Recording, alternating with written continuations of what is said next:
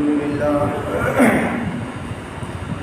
لله نحمده ونستعينه ونستغفره ونؤمن به ونتوكل عليه ونعوذ بالله من شرور أنفسنا ومن سيئات أعمالنا من يهده الله فلا مضل له ومن يضلله فلا هادي له ونشهد أن لا إله إلا الله وحده لا شريك له ونشهد أن سيدنا وسندنا وحبيبنا ومولانا محمد صلى الله عليه وعلى آله وأصحابه أجمعين أما بعد أعوذ بالله من الشيطان الرجيم بسم الله الرحمن الرحيم والذين آمنوا أشد حبا لله سبحان ربك رب العزة عما يصفون وسلام على المرسلين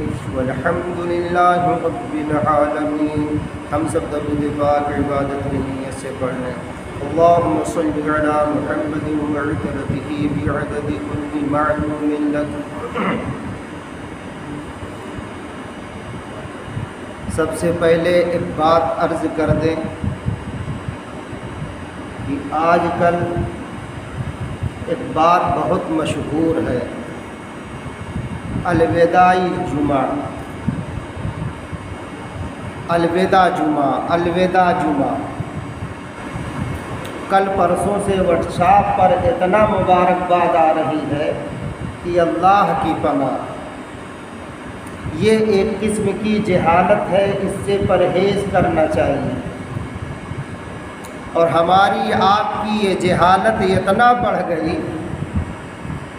اتنا لوگوں میں یہ چرچت ہو گئی کہ تھانہ پولیس بھی حساس ہو گئے کہ لگتا ہے مسلمانوں کا یہ بھی کوئی تہوار ہے. اس لیے فون آ رہا ہے اپنے تھانہ سے پرسوں لگ بھگ 4 بجے کہ آپ کھریوا موڑ جمعہ مسجد کے امام صاحب بول رہے ہیں. ہم نے کہا جی. انہوں نے کہا ہم تھانہ سرائے میر سے بول رہے ہیں. یہ بتائیں آپ لوگ الوداع جمعہ کہاں پڑھیں گے؟ عیدگاہ میں پڑھیں گے یا مسجد میں؟ ہم نے کہا نہیں سر، ہم لوگ تو مسجد ہی میں پڑھیں گے. تو کہا آپ لوگ شیعہ ہیں یا سنی؟ ہم نے کہا نہیں سنی ہیں. کہا ٹھیک ہے، بس کہہ کے فون کٹ گیا. سوال یہ پیدا ہو رہا ہے جو چیز ہے نہیں شریعت میں اس کو کیوں بیجا ہم آپ پیدا کر رہے ہیں؟ اس لیے اس سے احتیاط برتیں. کسی کے ہاں ایسی مبارکباد نہ دیں، کم سے کم پوچھ لیا کر. ایسے جب نیا سال آتا اس پہ بیان ہوا تھا مبارک ہو مبارک ہو، نیا سال مبارک ہو. ان تمام چیزوں سے پرہیز کریں. رسم و رواج میں سبھی انسان ہیں ڈوبے، دولت کی خرافات میں اللہ کو بھولے. افسوس نہیں یاد ہے سرکار کے فرمان. ہم کیسے مسلمان ہیں؟ ہم کیسے مسلمان؟ ہم کس قسم کے مسلمان ہیں کہ وہ اپنے سرکار کا فرمان تک نہیں جانتے؟ تو جو چل پڑتا ہے چل پڑتا ہے. اس لیے احتیاط برتیں. دوسرے اللہ کا شکر ادا کیجئے. کئی سال کے بعد اس دفعہ انشاءاللہ عیدگاہ میں عید الفطر کی نماز ادا کرنے کا موقع مل رہا. کہیے اللہم لک الحمد ولک الشکر. اب سنیے، چلیے اصل مضمون کی طرف آیا جائے. ہوا وہ حرص والا دل بدل دے. کہیے آمین. ایک اللہ والے دعا مانگتے اللہ پاک سے. ہوا وہ حرص والا دل بدل دے، میرا غفلت میں ڈوبا دل بدل دے. خدایا فضل فرما دل بدل دے، بدل دے دل کی دنیا دل بدل دے. ہم آپ کا 27واں رمضان ہے. رمضان سے پہلے بار بار یہ کہا گیا دل کی کیفیت دیکھیں کہ اللہ اور نبی سے جو تعلق رمضان سے پہلے تھا، قرآن سے جو لگاؤ پہلے تھا، اب 27 رمضان گزرنے کے بعد کیا وہی لگاؤ ہے یا کچھ بڑھا ہے؟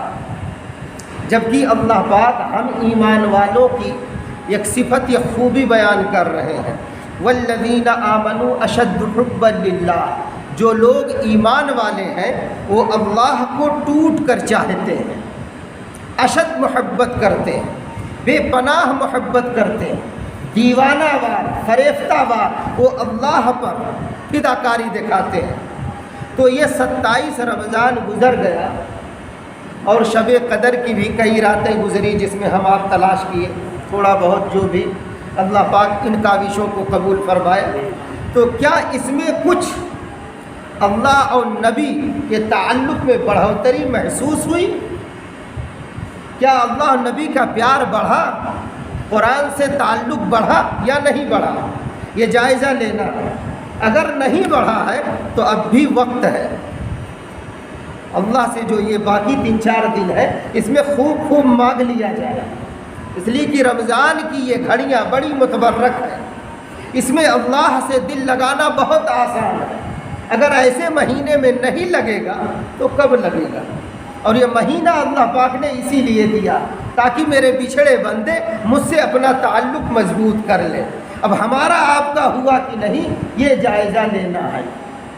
ہاں کبھی کبھی ایسا ہوتا ہے جب ہم آپ اللہ اور نبی کی محبت، قرآن کا تعلق بڑھانے کے لیے جب مجاہدہ کرتے ہیں، محنت کرتے ہیں، کوشش کرتے ہیں، تو ہم اپنی محنتوں کو دیکھتے ہوئے کبھی کبھی بددل ہوتے ہیں کہ یار اتنی محنت کر رہے ہیں، اتنے پارے روز تلاوت کر رہے ہیں، اتنا نفلیں پڑھ رہے ہیں اور اتنا درود پڑھ رہے ہیں، اتنا کلمہ پڑھ رہے ہیں، اللہ کے سامنے روز دھو رہے ہیں، لیکن جیسی اللہ نبی سے محبت بڑھنی چاہیے ایسی بڑھتی ہوئی محسوس نہیں ہو رہی۔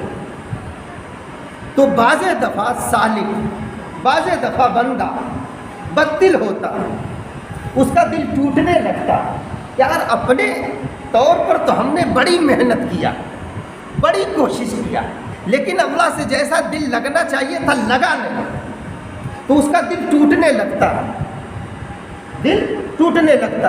اسی لیے کہا اپنے بڑوں سے رجوع کیا جائے، جب اس قسم کی کیفیت بنے تو رجوع کرنا چاہیے، پوچھنا چاہیے، پھر وہ رہنمائی فرماتے ہیں، پھر دل مطمئن ہو جاتا ہے، پھر آدمی اللہ کی جستجو میں جیسے چل رہا تھا ویسے چلتا ہے، پھر اللہ کی رضا اور اس کی خوشنودی کی تلاش میں لگا رہتا ہے، مانگتا رہتا ہے، کوشش اس کی جاری رہتی ہے۔ لیکن جب یہ نہیں بڑوں سے رجوع کرتا تو کبھی کبھی دھوکہ کھا جاتا ہے۔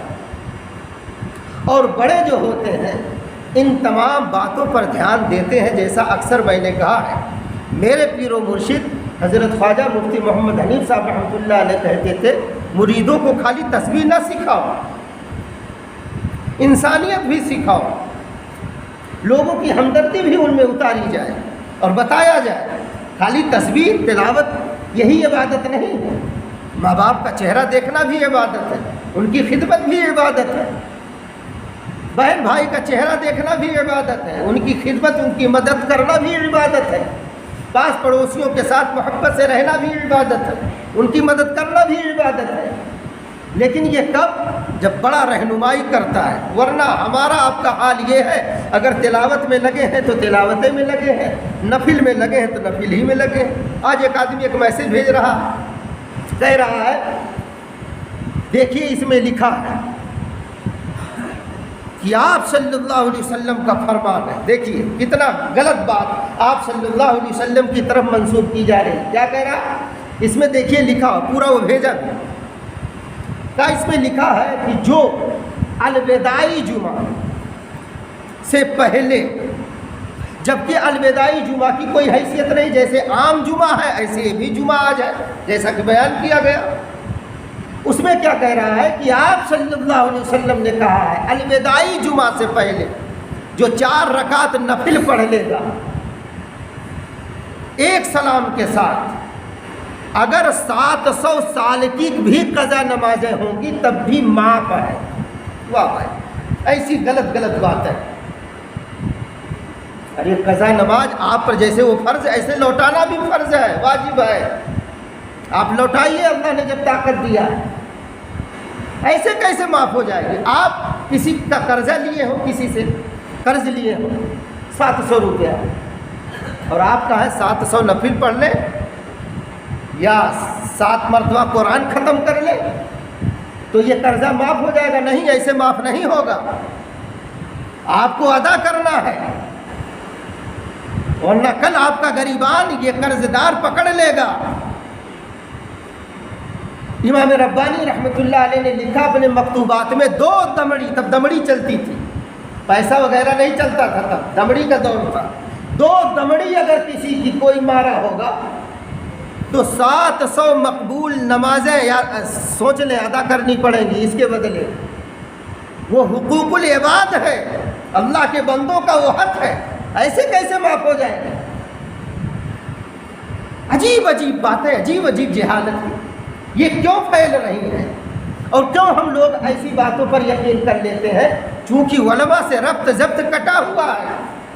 اہل اللہ کے پاس بیٹھتے نہیں، اہل علم کے پاس بیٹھتے نہیں، جبکہ قرآن کہہ رہا فاسألوا اہل الذکر ان کنتم لا تعلمون. تم جاؤ سوال کرو، پوچھو اہل ذکر سے. یہاں اہل ذکر سے مراد مفسرین نے لکھا ہے کہ علم دین کا رکھنے والا عالم ہے جو اللہ سے ڈرتا ہے، پرہیزگاری اپناتا ہے. لیکن یہاں کہاں مسئلہ پوچھنے جائیں، یہاں کہاں فرصت ہے. 10 نمبر ان کے ہوں گے لیکن علماء کا نمبر نہیں رکھیں گے. اس لیے رکھیے، پوچھیے. ماڈرن دور چل رہا ہے تو اسی قسم کی جہالت بھی آ رہی ہے. اللہ پاک ہم سب کو ہر جہالت سے بچائے. تو ربط ضبط کرے، پوچھیں. جب اس طرح کا دل ٹوٹے کہ ہم اتنی محنت کیے، اتنا روزہ رکھے، اتنا ختم کیے، تراویح میں بھی ختم ہوا، رو رو کے اللہ پاک سے مانگ رہے ہیں، لیکن جیسی اللہ نبی سے محبت محسوس ہونی چاہیے تھی نہیں ہو رہی ہے، تو جب یہ بات رکھیں گے تو بتائے گا نہیں، یہ جو تمہیں فکر ہے، یہ جو تمہیں درد ہے، یہ جو تمہیں کڑھن ہے کہ اللہ کی محبت نہیں ابھی مل پا رہی جیسی ملنی چاہیے تھی، تو حقیقت میں تمہیں اللہ کا تعلق نصیب ہے، تبھی یہ بے چینی ہے، تبھی یہ اضطرار ہے.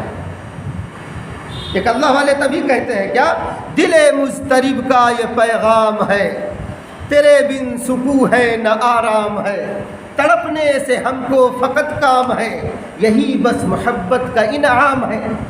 کبھی وہ گناہ کی فکر دلاتے ہیں کہ دیکھ تجھ سے یہ جرم ہوا ہے، میری بغاوت ہوئی ہے، میرے نبی کی نافرمانی ہوئی ہے، تو توبہ کر لے. تو کبھی توبہ کی توفیق کی فکر ڈال دیتے ہیں تو توبہ کے لیے بندہ تڑپنے لگتا ہے. کبھی قرآن کی عظمت ڈال دیتے ہیں، قرآن کے لیے بندہ تڑپنے لگتا ہے.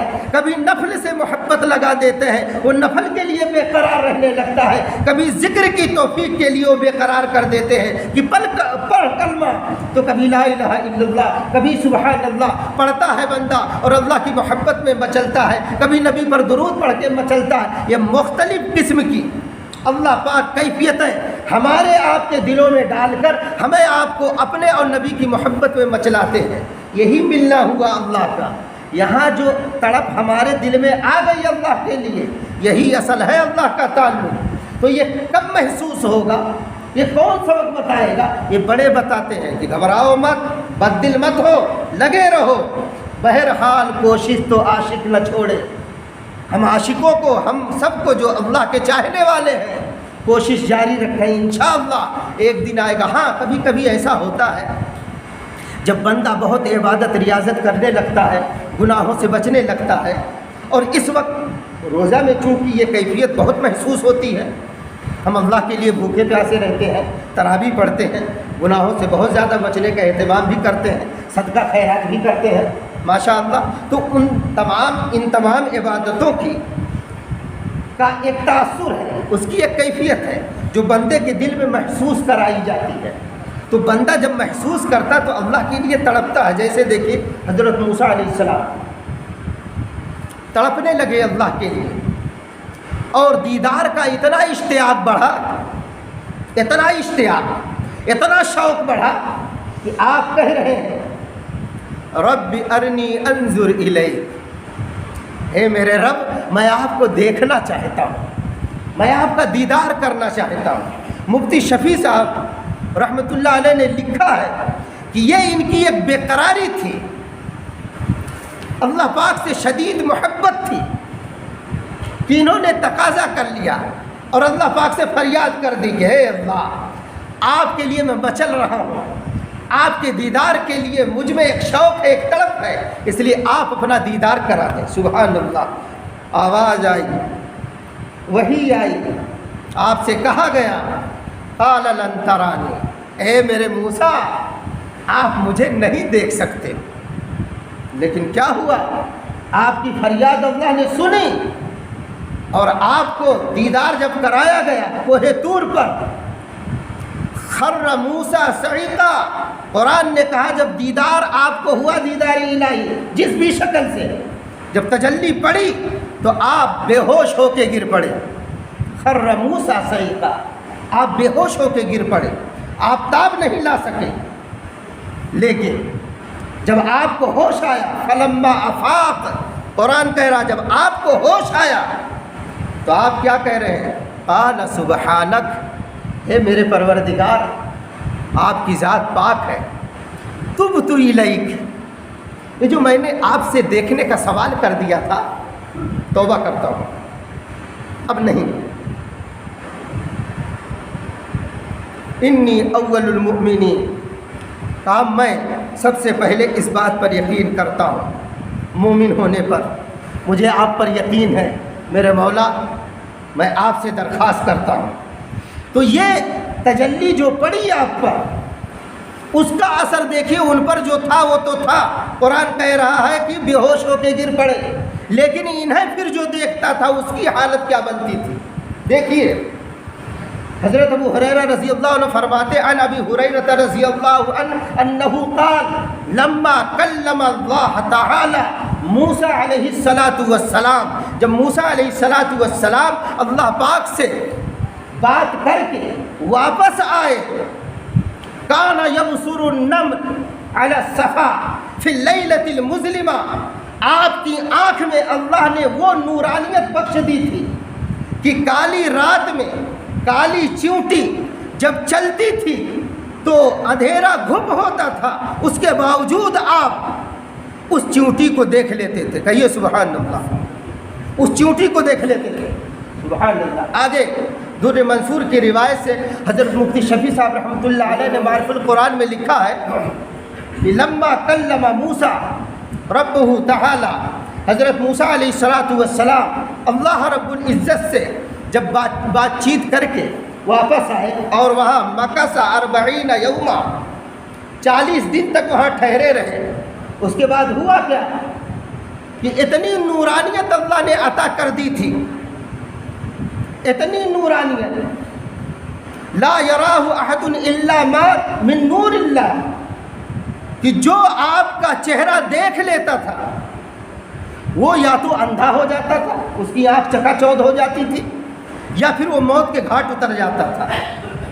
اب آپ سوچئے کہ حضرت موسیٰ علیہ السلام پر جو تجلی پڑی تھی، اس کے عکس سے، اس کی برکت سے لوگوں کی آنکھیں چکا چوندھ ہو جاتی تھی، اور آپ کی آنکھ اللہ نے اتنی روشن کر دی تھی کہ آپ کالی رات میں کالی چیونٹی کو بھی دیکھ لیتے تھے۔ سبحان اللہ۔ آپ کی بیوی تھی حضرت صفورہ، سب کہو علیہ السلام۔ جب یہ کیفیت بنی حضرت موسیٰ علیہ السلام کی، تو مولا روم رحمۃ اللہ علیہ نے لکھا ہے کہ آپ نے درخواست کی، اے میرے اللہ، یہ تو خلائق کو نقصان ہو رہا ہے، آپ کی مخلوق کو نقصان ہو رہا ہے، میں ایک نقاب چاہتا ہوں تاکہ اس چہرے پر ڈال کر آپ کی مخلوق کے درمیان جاؤں، چونکہ دعوت و تبلیغ بھی کرنی ہے، اللہ کے بچھڑے بندوں کو سمجھا بجھا کے اللہ کے قریب کرنا ہے۔ تو کہا وہی چادر جو آپ کوہ طور پر آپ کے ساتھ تھی، اس پر چونکہ تجلی پڑی تھی، اس لیے وہی چادر ڈال کے جایا کیجیے۔ اب جب چادریں پڑی تھی، واقعہ بہت لمبا سنیے نہیں تو اصلی بات رہ جائے گی، تو حضرت صفورہ علیہ السلام کو بے چینی رہنے لگی، چونکہ جب آپ کا چہرہ نہیں دیکھتی تھی تو بے چین رہتی تھی۔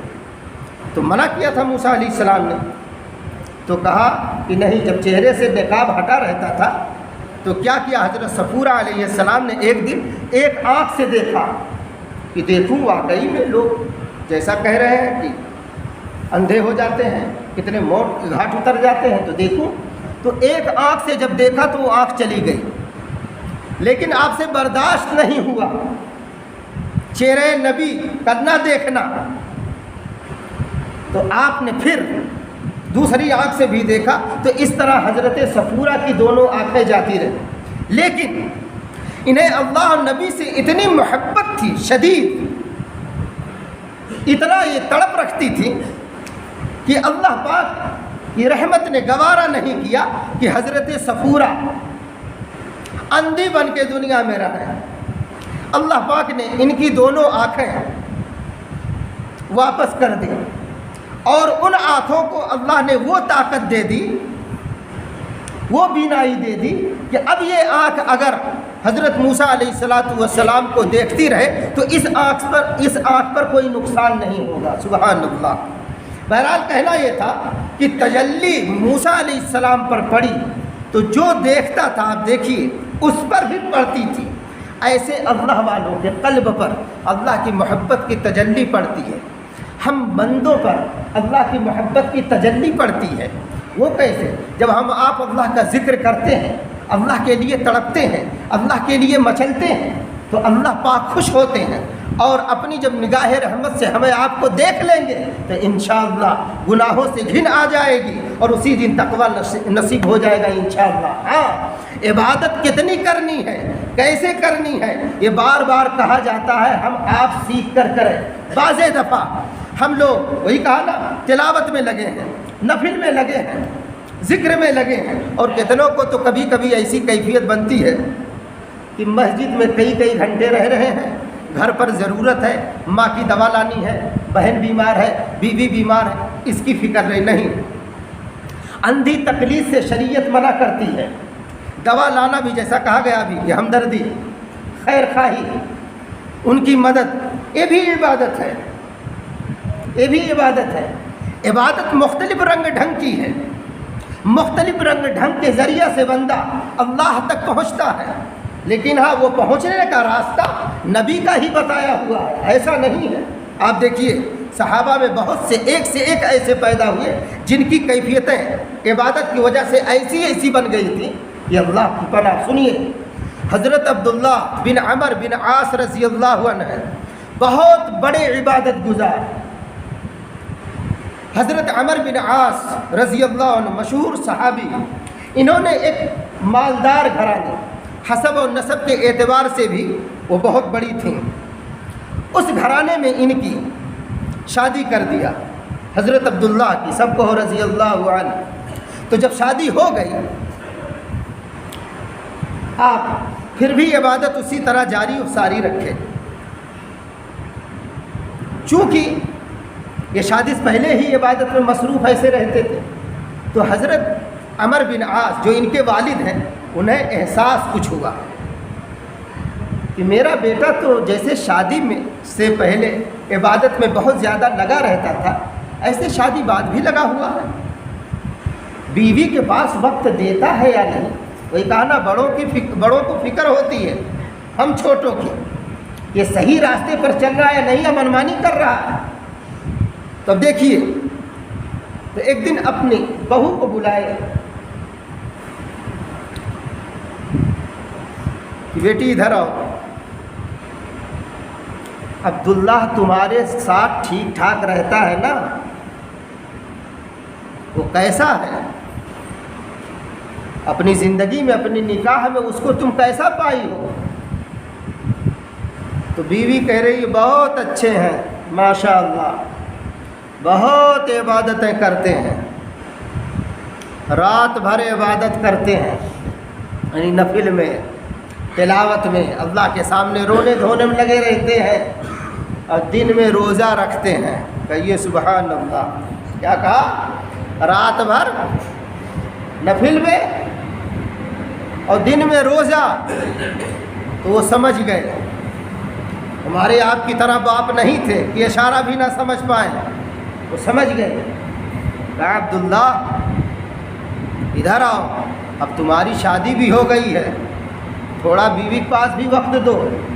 مختلف پہلوؤں سے مختلف انداز میں حضرت عمر بن عاص رضی اللہ عنہ اپنے بیٹے عبداللہ کو سمجھائے، لیکن ان کے سمجھانے کا اثر کوئی خاص نظر نہیں آیا، تو انہوں نے جا کر مدنی کریم صلی اللہ علیہ وسلم سے شکایت کی کہ میں عبداللہ کو اس انداز میں کئی دفعہ سمجھایا لیکن وہ نہیں سمجھ رہا ہے، اس لیے آپ سے کہہ رہا ہوں۔ تو ایک دن ہمارے آپ کے نبی صلی اللہ علیہ وسلم ان کے گھر تشریف لائے، بہرحال واقعہ لمبا، بلائے بیٹھائے، مہمانی کا انہوں نے حق ادا کیا، پھر کہا عبداللہ سنا ہوں تم روز روزہ رکھتے ہو؟ تو کہا جی حضور۔ کہا نہیں، اب تمہیں صرف 3 روزہ رکھنا ہے مہینے کا، ایام 20 جن کو کہتے ہیں، 13، 14، 15 عربی تاریخ، 13، 14، 15 اس کو ایام 20 کہتے ہیں۔ آپ صلی اللہ علیہ وسلم کی سنت میں سے جو رکھنا چاہے رکھ سکتا ہے۔ جب شوگر نہیں تھا الحمدللہ ہم لوگ بیت العلوم میں بہت اہتمام کرتے تھے، لیکن اب شوگر کی وجہ سے بڑی پریشانی، دعا کیجیے اللہ خوب ہمت دے تاکہ رکھنا شروع ہو جائے۔ بہرحال کہا 3 روزہ رکھنا مہینے میں۔ تو حضرت عبداللہ رضی اللہ عنہ تڑپ گئے، کہا حضور یہ بہت کم ہے، میں اس سے بہت زیادہ طاقت رکھتا ہوں۔ کہا ٹھیک ہے 5۔ تو کہا حضور یہ بھی بہت کم ہے، میں اس سے اور زیادہ طاقت رکھتا ہوں۔ کہا نہیں عبداللہ، چلو اچھا ٹھیک ہے سنو، اب تم ایک دن روزہ رکھو، ایک دن افطار، یعنی حضرت داؤد علیہ السلام والا روزہ۔ ایک دن حضرت داؤد علیہ السلام روزہ رکھتے تھے، دوسرے دن ناگا کرتے تھے، پھر روزہ پھر ناگا۔ کہا داؤد علیہ السلام والا روزہ رکھو۔ تو کہا حضور میں اس سے زیادہ طاقت رکھتا ہوں تمہیں۔ تو ہمارے آپ کے نبی صلی اللہ علیہ وسلم نے کہا لا صوم فوق داؤد علیہ السلام، اے عبداللہ داؤد علیہ السلام کے روزے سے افضل کوئی روزہ نہیں ہے، یاد رکھ۔ تو خاموش ہو گئے۔ کہا ایک دن روزہ رکھ، ایک دن افطار اگر بہت طاقت ہے۔ اور سنو عبداللہ، یا عبداللہ، اے میرے عبداللہ، اے میرے دیوانے، اے اللہ کے پروانے سن، وَإِنَّ لِنَفْسِكَ عَلَيْكَ حَقًّا، تمہارے اوپر تمہاری جان کا بھی حق ہے، وَإِنَّ لِزَوْجِكَ عَلَيْكَ حَقًّا، اور سن تیری بیوی کا بھی تجھ پر حق ہے، وَإِنَّ لِعَيْنِكَ عَلَيْكَ حَقًّا، اور اے عبداللہ تمہاری آنکھ کا بھی تم پر حق ہے۔ اور بعض روایتوں میں یہ ہے، مفتی تقی عثمانی صاحب رحمۃ اللہ نے لکھا ہے کہ مہمان کا بھی تم پر حق ہے، یعنی بہت سے حقوق انہیں بتا کر عبادت سے روکا گیا۔ اب سوچئے آپ کتنی عبادت حضرت عبداللہ کرتے تھے، کتنی عبادت، اتنی عبادت کے باوجود ایک صحابی کے بارے میں ایک دن مجلس لگی ہوئی تھی مدنی کریم صلی اللہ علیہ وسلم کی مسجد نبوی میں۔ سنیے بہت زیادہ عبادت کرنے والوں کا حال سنیے، اور ایک بہت تھوڑی عبادت کرنے والے کا حال سنیے۔ حضرت عبداللہ بہت زیادہ عبادت والے، اتنی عبادت والے کہ مدنی کریم صلی اللہ علیہ وسلم کو ان کی عبادت کم کرانی پڑ گئی۔ عبداللہ اتنا نہیں، ایسے ایسے کرو، ٹھیک ہے۔ اب سنیے کم عبادت والے کا حال۔ مجلس لگی ہوئی ہے، صحابہ کرام، کتنی نورانی مجلس ہوگی، کہیے سبحان اللہ۔ صحابہ کرام کا مجمع ہے، مدنی کریم صلی اللہ علیہ وسلم بشارت دے رہے ہیں، سنو ابھی اس دروازے سے ایک جنتی آ رہا ہے۔ اب مدنی کریم صلی اللہ علیہ وسلم جس کو جنتی کہے بھلا اس کے جنتی ہونے میں کیا چھپا؟ تو کہا ابھی دیکھو ایک جنتی آ رہا ہے۔ اب سارے صحابہ ادھر ٹکٹکی لگائے تو کیا دیکھ رہے ہیں؟ ایک عام سے صحابی، عام لباس، عام حیت۔ ہم آپ تو پتہ نہیں اپنی حیت بنانے میں کتنی پریشان رہتے ہیں، جوڑا جامہ اور چپل اور چہرہ مہرا۔ اب تو نوجوان نعوذ باللہ اتنی کریم اور پاؤڈر کا استعمال کر رہے کہ اللہ کی پناہ، یہ اتنا لگاتے کہ اپنی بیوی کو بھی اتنا نہیں لگواتے۔ یہ حالت ان کی ہو گئی ہے۔ چھوئی موئی پھول بنے رہو گے تو کیا جو ہے مجاہدہ اٹھاؤ گے؟ کسی خاکی پہ مت کر خاک اپنی زندگانی کو، جوانی دی ہے جس نے کر فدا اس پر جوانی کو۔ جوانی کا سجدہ اللہ کو بہت محبوب ہے۔ تو دیکھیے عام سے بندے، بائیں ہاتھ میں نالین مبارک، جوتا، اور داڑھی سے وضو کا پانی ٹپک رہا تھا، پیارے آقا نے ادھر فرما دیا تھا جنتی اسی دروازے سے آ رہا، لوگوں نے دیکھا تو حیران ہو گئے۔ دوسرے دن یا کچھ دن کے بعد پھر مجلس لگی، دوبارہ پھر آپ نے کہا جنتی آ رہا، وہی صحابی آئے۔ تیسرے دن پھر مجلس، پھر آپ نے فرمایا ایک جنتی آ رہا ہے، وہی صحابی۔ تو یہ عبداللہ جن کے بارے میں بھی بات ہوئی، یہ پریشان ہو گئے کہ میں اتنی عبادت کر رہا تھا کہ میری عبادت کو گھٹانے کے لیے امام الانبیاء آ گئے، میرے لیے یہ بشارت نہیں، اور ایک عام بندے کے لیے اتنی بڑی بشارت، اور وہ بھی ایک دن نہیں، زبان رسالت سے تین دن تک متواتر۔ ضرور اس کا کوئی خاص وظیفہ ہوگا، عمل ہوگا۔ تو اب یہ لگ گئے ٹوہ میں، ہاں ایسے کی ٹوہ لگائیے جو جنتی ہو۔ ہم تو نہ جانے کس کی ٹوہ میں اور تجسس میں لگ گئے، نیکی کی نہیں پتہ لگاتے یہ نیک کیسے بنا۔ اب یہ دیکھیے ان کے پیچھے آ گئے اور کہا کہ میرے گھر پر کچھ اختلاف ہو گیا ہے، میں قسم کھا لیا ہوں 3 دن گھر نہیں جاؤں گا، آپ کا مہمان بننا چاہتا ہوں، کیا آپ مجھے اپنا مہمان بنانا پسند کریں گے؟ کہا رہیے کوئی بات نہیں۔ یہ کہہ رہے 3 دن 3 رات میں ان کے یہاں ٹھہرا رہا، اور رات بھر چادر کے اندر سے ایسے کنکھیوں سے دیکھتا رہا، یہ رات میں اٹھ کے کوئی خفیہ عمل تو نہیں کرتے، لیکن یہی دیکھتا جب وہ کروٹ بدلتے تو سبحان اللہ، الحمدللہ، اللہ اکبر، یہی سب ذکر جیسے عام ہم لوگ کرتے ایسے کرتے تھے۔ کہا 3 دن 3 رات جب گزر گئے، تیسرے دن جب وعدہ پورا ہوا میں جانے لگا اور مجھے کوئی خاص بات نہیں معلوم ہوئی، تو میں نے اپنا راز ان پر فاش کر دیا کہ حضرت میں اس لیے آیا تھا 3 دن متواتر آپ کے بارے میں مدنی کریم صلی اللہ علیہ وسلم جنت کی بشارت دے رہے ہیں، جبکہ میری عبادتوں کا دیکھیے چرچا ہے، آپ جانتے ہیں۔ تو مجھ کو یہ فکر دامن گیر ہوئی کہ میرے بارے میں یہ بات نہیں کہ جنتی، آپ کے بارے میں تو مجھے شبہ ہوا کوئی آپ کا خاص عمل ہوگا، لیکن مجھے کوئی خاص عمل نہیں ملا۔ ایک دوسرے میں نے آپ سے یہ بہانہ کیا تھا آپ کے یہاں رکنے کا، اس لیے مجھے معاف فرمائیں گے؟ تو کہا کوئی بات نہیں ہے۔ تو جب چلنے لگے تو کہا سنیے مہمان ادھر آئیے۔ کہا کیا؟ کہا دیکھیے میرا کوئی خاص عمل تو نہیں ہے، لیکن ایک عمل ہے میں جانتا ہوں۔ کہا کیا؟ کہا جب میں سونے جاتا ہوں، وہ جنتی آدمی کہہ رہے ہیں، کہا جب میں سونے جاتا ہوں تو سونے سے پہلے اپنے سینہ کو ہر ایک کے کینہ سے، جملہ یاد رکھیے گا، اپنے سینہ کو ہر ایک کے کینہ سے، حسد سے پاک کر لیتا ہوں تب سوتا ہوں۔ سبحان اللہ۔ کیا کہا؟ میں اپنے سینہ کو ہر ایک کے کینہ سے، حسد سے، دشمنی سے پاک کر لیتا ہوں تب سوتا ہوں، تب کہتا ہوں اللہم بسمک اموت واحیا، تب پڑھتا ہوں دعا۔ کہا سبحان اللہ، بس یہی وہ عمل ہے جس نے آپ کو جنتی بنا دیا۔ سبحان اللہ۔ اور آج ہم لوگوں کا سینہ میں دیکھیے کتنا کینہ بھرا ہوا ہے۔ ارے سب کی طرف سے تو چھوڑیں، ماں باپ کی طرف سے کنہے ہو گئے ہم اپنے سگے ماں باپ کو کہنے لگے یا اماں، اسی کو زیادہ آپ چاہتی ہیں، اس بتوح کو زیادہ آپ مانتی ہیں، ہماری والی کو آپ کم مانتی ہیں۔ یہ سب کیا ہے بھائی؟ ماں باپ کی طرف سے یہ گندگی نہیں ہے دلوں میں؟ ارے سینوں کو پاک کیجئے، جب سینہ پاک ہوتا ہے پھر ایمان کا خزینہ ایسے سینہ میں اللہ پاک ڈالتے ہیں۔